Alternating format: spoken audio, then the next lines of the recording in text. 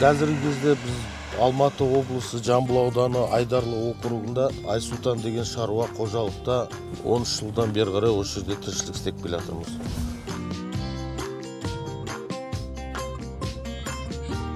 Мынау енді 4 түлікті қазақ болғаннан кейін 4 түлікті мал жинап, жаңағы сиырымыз бар, жылқымыз бар, қойымыз бар деген сияқты өзіміздің ата кәсібімізбен сол осы мына мал шаруашылықты да жұмыс істеп келе жатырмыз.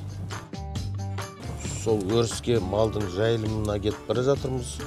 Өзіміздің шаруашылықта 7-8 мың гектардай жеріміз бар, қыстауымыз бар, өрісіміз бар.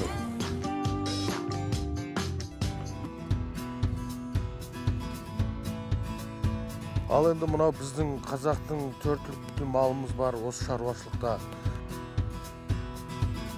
2015 жылы аграрлық кредит корпорациясынан өкіметтен несие алып, құлам программасымен жылқы басын 200 бас аналық басқа несие алып, осылай көбейтіп жатырмыз. Енді жылқымыздың ұзын саны сол 300-ге жуық аналық басымыз бар. Биылдан бастап төл алып жатырмыз. Қазақтың жабысы дейді ғой, сол қазақтың жабысын көбейтіп, осы мына ата кәсібімізбен осындай тірлік еліміз үшін, халқымыз үшін, отбасымыз үшін осындай тірлік жасап жатырмыз. Бір 1500-2000 бастай қойларымыз бар. Көріп отырсыздар, мына Еділбай өз негізі мына осы жердің табиғатына өте ыңғайлы.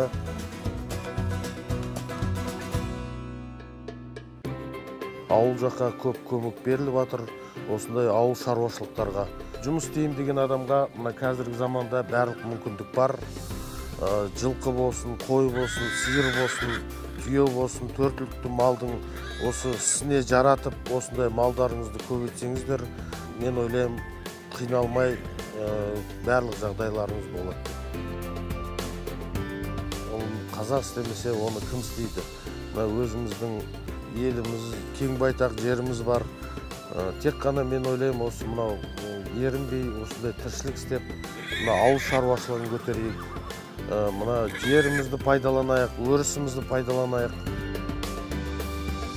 Ауылдың жастарын қалаға жібермей, осы ауылға қайтадан тартып, осындай шаруашылықты мына ата кәсібімізге, атағанымызға сіңген мына мал шаруашылығын өсіріп, өркендетіп, осының қызығын көріп, осының мына еліміз үшін, жұртымыз үшін осындай тіршілік істесек па деген ойдамыз.